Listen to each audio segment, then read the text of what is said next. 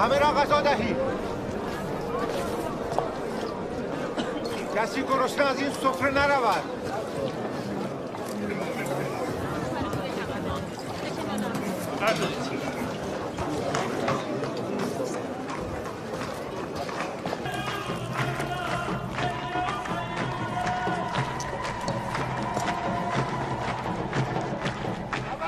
پسری عبدالمطلب از خاندان بنی حسین.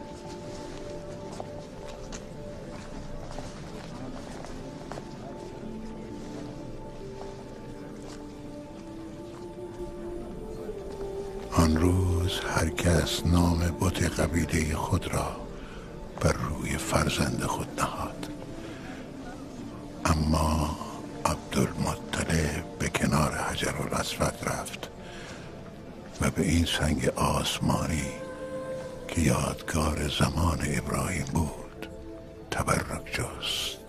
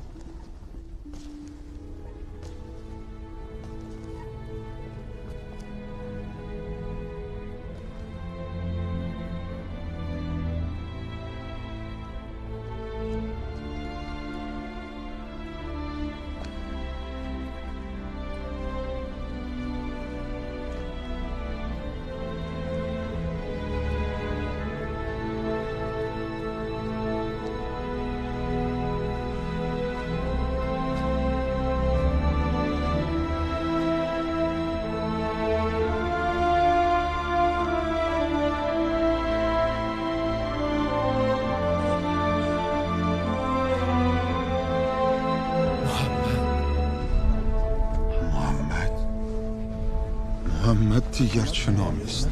این نام از کجا آمده؟ در این نام نه تبرک خدایان هست و نه یادکرد پدران.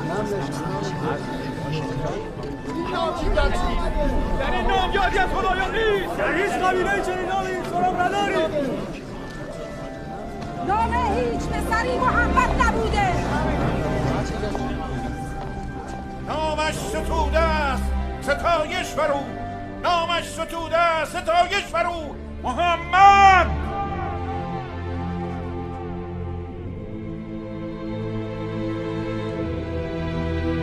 محمد